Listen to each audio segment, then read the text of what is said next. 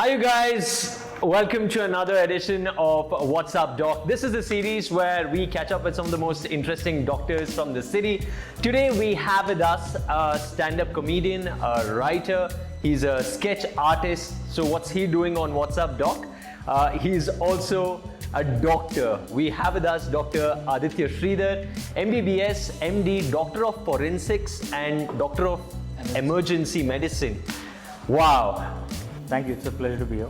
All that for someone who looks like you. Yeah, no, I realize I'm not your stereotypical appearance. No, I get it. Thankfully, people in the emergency or people in forensics don't really care how you look because they're either dead or dying. Didn't mean to get dark. I'm just saying. Great to have you with us, Aditya. Right. So very nice of you to actually be part of this podcast series that we are doing. We are at a place called Eating Love, by the way, this pizza joint in Sarjapur, and we truly are eating a whole lot of love. Their pizzas, absolutely delicious, mind-boggling, and thank you so very much for having us over here. Aditya, let's begin. You know, even before we started to make conversations sitting over here, I was asking Aditya, hey, is there a good side to you? Do you prefer sitting a certain direction? Is that something the case? And Aditya was like, no dude, absolutely any place. Here's the thing, right? When you have a mole, I try not to hide it. It's never been a problem. So I'm like, there's no need to hide it. It's a part of the identity at this point. So I'm like, yeah, fine. Let's have one camera which captures the beauty, so people understand what I've had to live with my entire life. No, but childhood must have been difficult because I went to a boys' high school, St. Joseph's, and nicknames and people being mean to each other is just childhood. Even adults, it's not like adults are any sweeter. But yeah, no, I've had that since I was a kid, and we moved around a lot when I was younger. So every time you go to a new place, you hear new insults. It's amazing, and the variety isn't great. People aren't very creative with their insults. It's either there's a cockroach on your face, or that looks like a burn. Do your parents beat you? It's just kids are mean, man. Kids are very brutal, and you have no option but to develop a sense of humor. You can't really do anything else. So I guess that kind of links to why I got into comedy. But I guess one good part is growing up here in India, almost all kids look like that because of one drishti bottu. So actually, my mom told me that while I was in her womb, right, she prayed for God that I would have a mole, because apparently a lot of babies were being switched at hospitals. And I was like, why was that your wish? You could have wished for blue eyes, fair skin. I could have been a floating baby. Why would you pick a mole and like disfigure me for life? Yeah, but yeah, no need for an additional drishti bottu. Right. That was good. Right, but yeah, man, here we are. What drove you into becoming a doctor, though? Do you come from a family of doctors? Was it something that your mom asked for again when she was praying to God, saying, "Let him be a doctor, please"? No, so there's two parts to this, which one is a funny answer to it, and the other is the actual truth. So the funny part of it is that I wanted to become a dermatologist to fix myself, but the other side of it, the actual reason why, is because I genuinely had an interest. I genuinely had an interest in medicine, and I was just good at science and especially biology. So it was never compulsory, or there was no compulsion. But there is some truth to the fact that you mentioned about my family having a lot of doctors. My grandfather on my mother's side, he was a doctor, and actually he was quite a very well-reputed doctor. He was part of the construction of Manipal initially. Okay. Him and my uncle from my mother's side, maternal uncle, he's also a doctor. So quite a few doctors from my mother's side. From my dad's side, I think there might be a dentist, but no doctors that I remember as such. So dentists are not doctors? I'm talking about doctors like me. The safest would avoid it. I don't know, man. There's a bridge course. I'm keeping quiet. Anything could happen. Anybody could become a doctor. I'm keeping quiet. Things aren't the same as they used to be. I don't want to say something and have dentists be like, "We won't fix your teeth." Yeah, it's 2020. What's funny anymore? Everything is serious, man. Everything. People get offended for everything. I made a joke about an auto, and some guy was like, "My dad is an auto driver." I'm like, dude, there has to be something I can joke about. Then I was like, okay, but then, why are you getting offended on his behalf? Yeah. And but yeah, people have made it their job to get offended. What you do is not a joke at all, right? A doctor of forensics, an emergency doctor as well. So you actually get to walk into a crime scene. I, in fact, feel that you're the first doctor of forensics I've met. Okay. Why this field, and do you get to visit a crime scene and do you get to see all the gory stuff? Okay, so let's put it this way. I did my diploma in emergency medicine, and after that, there's two logical options.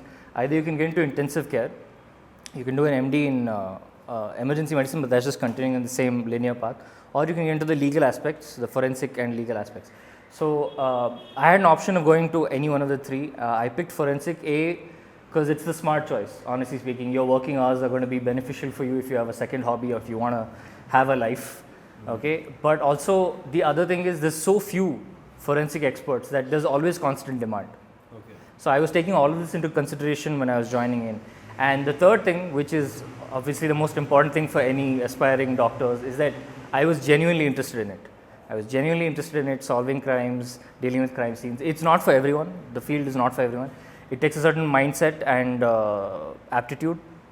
Certain amount of composure is necessary. So it may not be ideal for you, but the people who get into it, at least the recent guys, all seem to be very dedicated. The older generation has kind of phoned it in, but the newer generation is and that's why things look good. I'm very happy, and I mean the outlook seems very, very bright at this point. Right. And crime scenes, yeah, I mean we're not the first people onto a crime scene. That'll obviously be the police. They cordon off the area and make sure the scene doesn't get contaminated. Our job comes in more to do so with seeing the body at site in criminal cases where there might have been an assault or a murder, and also in collecting trace evidences and securing any possible objects of interest from the scene. Wow. So there's a very systematic approach to it, and I think if I continue talking about this, it gets a little too technical, but from start to finish, everything needs to be documented so that there's no tampering. Because we are very aware of the fact that there can be tampering at any level. Right. So I want to talk to you a little bit about contamination. Okay. We'll spend some time on that. Okay. But when you wake up in the morning, is it like, Sherlock Holmes today, what am I doing? Or do you feel like Dexter and CSI to actually walk into a crime scene because you know that's how you're going to be spending the rest of your day? This might be a really boring answer, man. Because the thing is, anything that humans do, at some point it just becomes routine. So to me, I am unfazed, and the problem is it starts affecting me in ways you don't expect. Like this is a terrible thing to say, but recently one of my friends told me his grandmother passed away, and I was like, how old was she? Like 90 something. I'm like, yeah, that's expected. Like, and I didn't realize that he wasn't a doctor. Like I wasn't talking to a medical professional. So you come off sounding like you're some serial killer, expecting to kill 90 plus Ajis, right? But that wasn't the case. It's just that you are used to it. It's routine for you. So when it comes to crime scenes and such, because the theoretical and practical aspects are drilled into you so hard, especially during your MD course, that to you it's almost like second nature. So you don't really think twice about it. If they say you're going to go to this scene and do this, you're going to go there on time. You're going to be there. You're going to be professional from start to finish because it's just another day. Initially though, I will give you that because you're still in the hype. So I used to be like, yeah, man, today it's going to be like. I'm Sherlock, I'm going to go there, I'm going to see all these small trace evidences that nobody saw, I'm going to deduce things, and it's rarely ever that clean cut. Right. In general, crime scenes are very messy. And ideally, I mean, I'm thankful to not be like Dexter.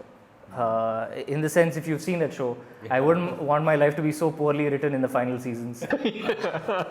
More than anything, what happened to that show? Man, I used to love that show. I used to watch it all the time. It didn't influence my decision, by the way. It's just saying. But it was a great show. And but yeah, there are blood spatter specialists, but they come from the forensic science aspect. We are from forensic medicine, so we deal with more to do with injuries inflicted on the body. Okay, and medical legal aspects of a death or of a crime, as opposed to the trace evidences which are usually collected from the forensic science lab workers and technicians. Okay. We have a forensic science lab here in Bangalore, which is a crowning jewel actually, which is in Madiwala. They do really good work, and they deserve a lot more credit than they get. I'm sure. I remember there was a big case where a person was injected with a truth serum, where he was slapped on his face and speak the truth. Yes. I remember that did happen a few years ago, and Bangalore, like you said, is the place for plenty of front-running investigations and a lot of good work that happens. So kudos to that. You're also a doctor of emergency medicine. What's that all about? And so it means to say, if somebody faints, I can go call Aditya, because Dr. Aditya can. I hope you don't call me for people fainting. But see, here's the thing, right? People just go faint, right? And there's so many reasons that could have happened. It could be a cerebrovascular accident. The person could have been in hypoglycemia. There could have been an electrolyte disturbance. It could have been a vertigo episode. There's so many things that could have happened that to the lay person, it just seems like the person has fainted. But when we get a case in the emergency room, we have to consider all these possibilities. Right, and which is why a lot of people get very irritated with the fact that doctors prescribe a lot of tests. They assume that we're just randomly prescribing tests. No, it's because we know as much information as you know. We can only treat you based on the information you give us and the signs that we see. And the only way we can confirm it is through the investigations. And now we live in an era of evidence-based medicine. So I need to be able to prove why I gave you a specific treatment. Now, if the tests say that this treatment is mandated or compulsory, I can always justify it and say it's because of this. So that's why. Emergency in general, it's for adrenaline junkies, man. I got my fix. That's all I'm going to say. Because you're always on duty, cases are interesting, and it's always a matter of life and death. Like in medicine in general, it is a matter of life and death, but here it really is a matter of life and death. Time is of essence. Yes. You need to be quick. You need to be quick. And what tends to happen more often than not is that people get very confused. They think just by bringing someone who's injured to a hospital, they'll be saved. A lot of the times, just the transit time, the time taken to move from site to the hospital also factors in. And even You live in Bangalore? anywhere, right? People never take it into consideration that, that could be a factor. How the person got injured is also a factor. So emergency is great, but you need to be ready to put in tremendous amounts of hours, because you could get a case at 3 in the morning, you'll have to go. 4 in the morning, you might be out at your own wedding and they might call you. So there's no personal life per se, which is kind of why I got into forensic. Right. Just coming back to emergency medicine, a lot of this stuff I think I should be knowing, but I don't. Maybe I wasn't taught in school or I didn't pay attention. Stayin' Alive, the song by Bee Gees, I believe is great for performing CPR. Is there a Hindi song that all of us can relate to that can be used? There is none that I know of. There might be one, I'm saying, but there's none that I know of. There was a friend who was trying to work around Dak Dak Karne Laga, What an equivalent. I know, I just started. But I think in English there's also another song called Nelly the Elephant, based on a child's cartoon, because they were trying to teach children in school as well how to give CPR. And I think that's severely lacking in India, where at least basic first aid training to anybody on site, it should be given, people should know. And I mean, the problem is in India, even sex education is still not widely taught, and it should be. So CPR is still a very, it's a step up, and you have to get there. But I hope they do at some point, and at that time I would love to see what songs come up. Dak Dak Karne Laga is the only option I have right now. But Darde Disco is the other one I have. So one of the two of them should work, I hope. Yeah, definitely. Let's see which one comes out. Hey, thanks, buddy. Thanks so much. The pizza is here. We are shooting at Eating Love, of course. We had the Christmas special pizza.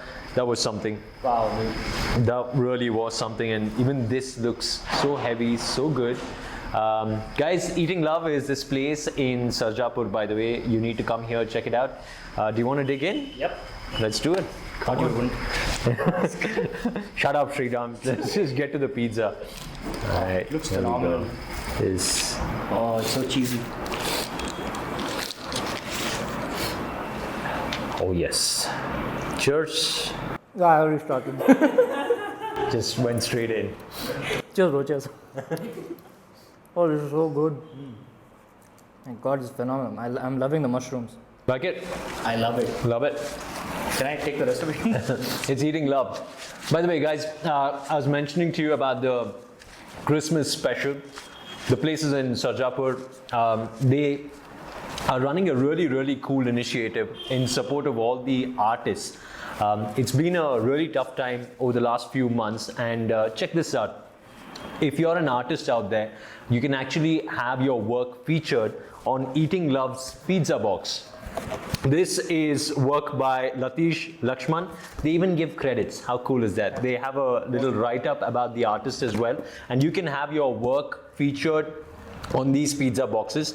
In fact, there are 3 artists whose work is now going to be put out on all these pizza boxes. That's going to reach to your house. So you're not just eating love, having the best pizza in town, but you're also getting and showing a whole lot of love and support to the artist community by getting these pizzas, and the proceeds from each pizza that you get actually goes into the artist's pocket, so which is absolutely fantastic. Good job Eating Love for making it happen.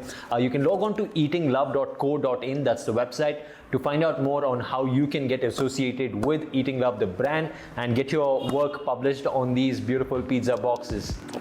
Getting back to our conversation with Aditya though, if you want to. Pizza's so good.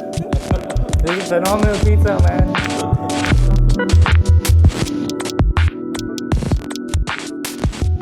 We're going to talk about a few upcoming shows of Dr. Aditya that's going to be happening soon. But when did you first start writing comedy, and how did you start getting into that? Okay, so I had wanted to get into stand-up since I was 16. And initially, I was too scared. There was a lot of stage fright. So I decided that I would instead just write jokes, because I just liked writing funny stuff that made my friends laugh. So I started writing jokes, and then after a while, I was like, okay, but because I'm only making my friends laugh, the pool of topics I could pick from was very limited, such that they understand. So I was like, there's things I want to talk about which are happening in other parts of the country, in other parts of the world. So I thought, okay, what better place than the internet? So I started submitting jokes to this website called Wikipedia. I don't know if it's there anymore. Wikipedia, Reddit, 4chan. So I'd start putting up jokes there anonymously. Because if they know you're an Indian, for some reason, they just attack you on websites. It doesn't work out. I don't know what it is. There's probably a huge racist angle to it and a very mild irritant angle to it. Right. But so I would just put up anonymously, and they would get really good traction. So I was like, okay, this is something I can learn with time and get better at. And I always saw myself getting on stage and performing stand-up, not so much singing or playing an instrument, even though I really admire people who can do that, because it's a lot of effort. But I always wanted to be on stage performing since the age of 16. And at 18, I told my dad about it. And being the typical parent, he was like, well, you know, I'm sorry, what? No, he literally went, I'm sorry, what? And I thought there was a slap coming in, because I was like, literally, this is the first time he's given a shit. Like, why is he being this interested? And he was like, no. So his logic, which impenetrable logic, okay, he says, listen, comedy and any other art form takes time, okay, and in the meantime, you need to be earning, okay, so at least get a basic degree under your belt. After that, go and follow your passions, do whatever you want, because you should be able to at least put food on your own table.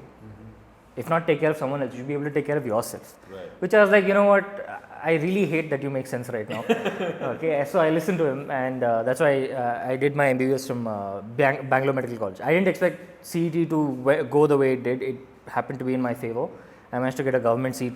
Throughout my entire education has been government seats. So after MBBS, I was like, okay, now I'm going to start comedy. Yeah. And then I think I had written an exam during my my internship, and I managed to qualify for a diploma for emergency medicine. So I went and did that, and while I was doing that, I started comedy. And so I was doing comedy while I was doing that diploma, and then continued through. Afterwards, I wrote NEET, got into MS Ramaya to do my MD, and basically throughout my entire last 5-6 years of medicine, comedy has been side by side. And so I was like, okay, I can balance both of these things. My mom hates the fact that I do both of these things. She hates it. I think I have an idea. Yes, Sriram has met my mom. The last time I met her, she was like, listen, ನಾನು ಹೇಳ್ತಾ ಇದ್ದೀನಿ ಒಂದು ದೋಣಿಯಲ್ಲಿ ಕಾಲು ಇಡೋದಲ್ಲ ಎರಡೂ ಯಾಕೆ ಅಂತ. And you know, coming to think of it, like What's more exciting? On one end, there's a lot of glamour attached to it. At the same time, a life of a stand-up comedian is not easy. A lot of people don't know what it takes. Mentally, it can be draining. At the same time, it can be a lot of fun being on the road, traveling, as against to being a doctor. How do you weigh this? They're both fun. You see, the thing with a lot of people is they're in jobs that they don't like. Okay, so that's why people always complain, oh, I have long hours, I don't like what I'm doing. I genuinely enjoy comedy. I love the fact that I'm in medicine. I love both of these things. So to me, and I know this is like a weird humble brag thing, but I love both of the fields that I'm in, and therefore like I'm willing to invest the extra time into it. But there is a downfall. You do still have only 24 hours in a day. So you lose out on having a social life. Your health takes a hit. You get overweight. All of these things catch up. If you're not investing enough time in your health and spending time with your friends, your family, all of this catches up sooner or later. So do it when you're young. That's the only option you have. Try and get into as many avenues as you can when you're young. Attempt as many endeavors when you're young, because you can afford to fix yourself with time. When you're later in your life, you lose motivation, and you'll have too many responsibilities to invest time. So that's why I think this is a good time for me to get into this. Do your mistakes and just experience different things, because life is about that. It's about all those experiences and you having fun along the way as well. You put out some really good material. I love the writing, really fun stuff. You can watch it again and again. Thank you. That I feel has a lot to do with just great writing, great delivery as well. Your videos are blown up on the internet as well. How many views, just for bragging rights here? I've got 780,000 I think on one video, and the other one is like around 80 or I think close to 100,000. But they shared it on like Facebook. Someone actually just took the video, shared it on Facebook and tagged me in it, and I was just watching it initially because I thought, yeah, this will get 200, 300 views, and it's at like 5 million views. And I was like, why didn't you guys watch this video on my YouTube channel? I would have made some money. I would have gotten some gigs. Why would you guys screw me over like this? Channel, yeah. It's doing. Now you just went and gave all of that clout to that channel for my content. Thanks, guys. Yeah, so make sure you look up Dr. Aditya Shridhar. There is a doctor in your Instagram handle. No, it's just adi.shridhar. Adi.shridhar. Coming back to you being a doctor and being in the field of forensic science and being a forensic doctor as well, we did mention about contamination at a site. You deal with this, and just from the outside we feel that crime site is not well cordoned. You feel random people going in videos that get leaked and things like that. Does it actually happen? What's the reality of it? Let's talk about either the Sushant Singh Rajput case or the Arushi Talwar case, where the murderer is still on the loose. There's a few assumptions here. And here's the thing, right? Evidence-based. And because it's evidence-based, I am not going to conclusively say it was a murder. I'm not going to say it's a suicide. I'm not going to say it's an accident. I don't know. I can only talk about what information has been available to me and been broadcasted to the rest of India. So based on that, it looks like all the precautions were taken to make sure that the scene wasn't contaminated. Now the problem is, usually in crime scenes, it's very difficult to initially demarcate the area as to which areas are of interest and which areas are not. And so even if you cordon an area off, there might be some, and contamination isn't always with throwing something into the scene. It could be a person who enters the scene as well. A person who comes in and films the scene or takes pictures, and these pictures get leaked. That is also contamination. Okay, and it's an active case. You cannot disseminate photographs, and also it's for the privacy of the case. You can't. So does this happen? Yes, it does definitely happen. All of it gets flooded. But it's more common in cases of cases where the site of incident is in public. And we've had so many cases where they've called us to examine the scene, and it's like a road traffic accident, or it might be a railway accident, or a body found near the tracks, and the crowd gathers around because they see that something's happening. A lot of people have their cameras out. I don't know if it's for a morbid fascination that they want to see the video later, or they want to show their friends they saw something cool, but a lot of people do have their cameras out. And so the first thing police are asked to do is cordon the area off. Secure the area is the first thing that they need to do. Second, prevent any contamination of the area. But in India, it becomes prevent any further contamination of the area. because it's already contaminated. Because you can't tell. We don't know what happened before we got to the scene. So we have to make do with what we see at the scene when we get there. And we have to trust that there has been no contamination from the police's side. Usually there isn't. Thankfully, Karnataka, as far as it goes, is very, very good from the medical legal standpoint. Tremendous respect for the police from our state. They're doing a fantastic job, especially Bangalore police. Hats off. Right? That being said, there are cases and situations where it happens where something, it seems like an apparent suicide, but later you find out it was a homicide. In those cases, evidence collection seems to be a little lax because they're like, oh, this seems like a clear cut and dry case. Therefore, we don't need to be as meticulous. And that's far and few places. But if we've been trying to take an active approach to try and reduce this by saying treat each case on its merit and treat each case also assuming that it's homicide until proven otherwise. Okay. So that is the dictum they go with right now, whereas you assume that there is foul play until you can prove definitely that there was no foul play. So that's the approach we take. And as far as contamination from other things, there could be animals also, especially when it's outside. Sometimes pets, people who have pets at home, they don't you like to assume that your pets are sweet little creatures, but if they get no food for a long time and there's a carcass there, they will feed on it because they need to survive. So yeah, nobody thinks about it. I mean, people don't usually think about it. So like I said, it's a little morose. People don't want to really think about it, but it does happen. And it's as serious as the police are in doing their work, the public has a responsibility as well when these incidences happen, which is inform the police, don't contaminate the scene. That's all they're expected to do. But they'll instead take pictures. I don't know why this weird fascination with taking pictures of dead bodies. Like my mobile is filled with pictures of autopsy cases, and that's because it's cases. I might have to go to court for them. But what are you doing with it? Like, what are you going to do with it? Is it like a weird conversation starter in a date? Like, what are you using it for that you need pictures of a dead body on your phone? Like, it's such a weird thing. And the fact that they're adamant about it, they won't delete it also when you tell them. They'll be like, it's my phone. It's like, yeah, but that's somebody else's body. Like, they don't understand it. So, public has a certain responsibility as well. And I don't know, maybe it's something that we need to, teach them. But if there's one thing I've realized about Indians, we hate being lectured at. So I don't know. I hope civil sense develops over time, but we're doing everything from our side to make sure the scene isn't contaminated. As far as the Sushant Singh Rajput or Arushi case, any of these go, you would have noticed that all of these cases take kind of the same path, where initially there's a FIR filed, wild accusations and speculations are done by the media. The track of the investigation is always the same. Police are involved, usually the crime branch gets involved, the city crime branch, then the forensic guys get involved, and then there's evaluation, estimation and analyzing of the trace evidences, and then finally an opinion is given. The problem is this process takes time. And in that meantime, because people want instant justice, they're willing to come up with any sort of theory, right? Somebody said, no, Karan Johar was involved.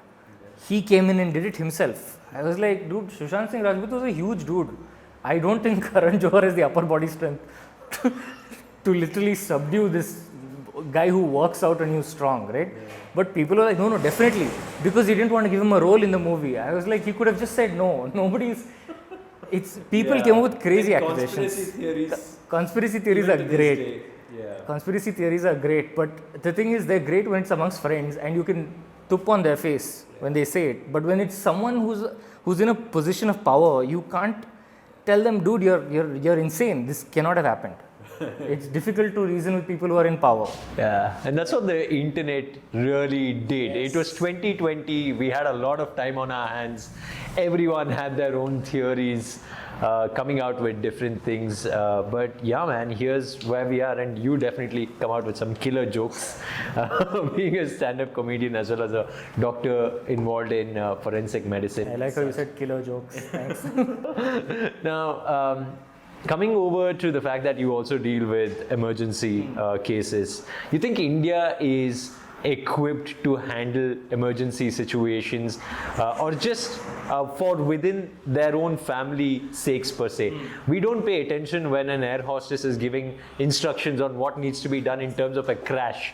Right. What can we do when family members, or is there any advice that you'd like to give to all of us?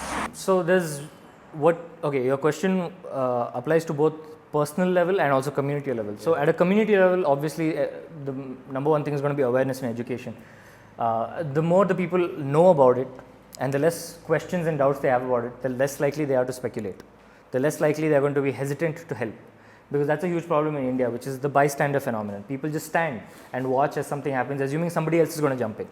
Nobody wants to take the charge. On a personal level, I think it's very important to know how to resuscitate, at least the basics of CPR. And here's the thing, right? Ignorance is no longer an excuse because the internet is so freely available. Geo has made sure of that, where everybody can access it for a very nominal fee, right? So use it. Go online, find out, especially for people who have family members who are fall risks or who have heart disease. Is there a first aid kit that you can make and keep at home to make sure that if anything happens, you can quickly save a family member?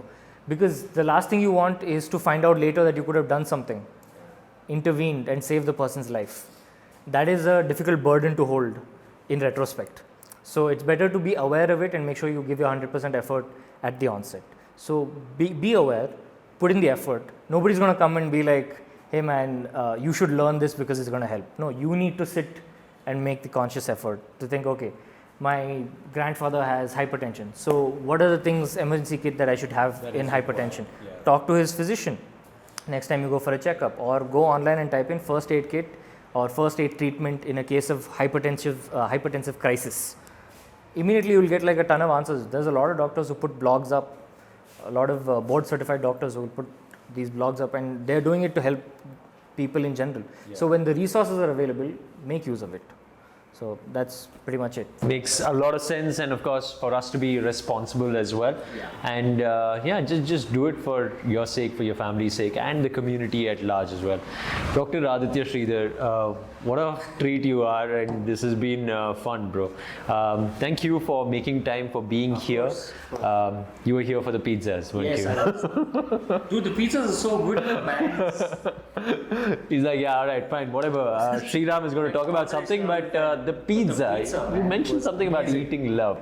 There was so much that so much of the conversation was off camera that I don't know if people watching at home are going to get the inside jokes. But the lady who cooks it is very pretty, and if she's single, you guys have no chance. I am here. I'm going to shoot my shot. Aditya actually said, hey, are you single? I did. To Niharika. And it's not shameless, it's planning. Okay, guys. Too much. Yo, the guy rolling the door stopped. Forensic medicine, as well as what we can do in terms of an emergency whenever that happens. Let's be responsible.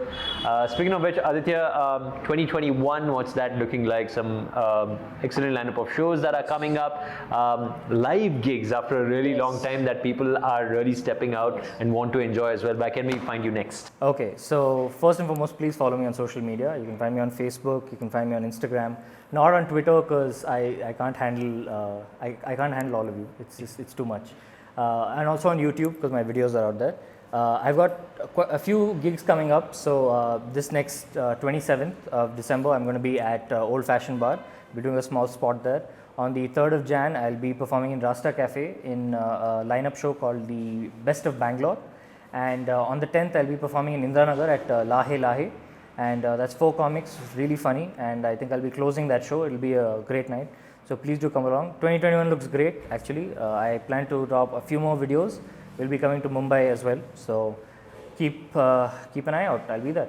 Yeah, stay tuned. And I'm super happy about the fact that the Bangalore comic scene has always been unique, has always had some fantastic talent.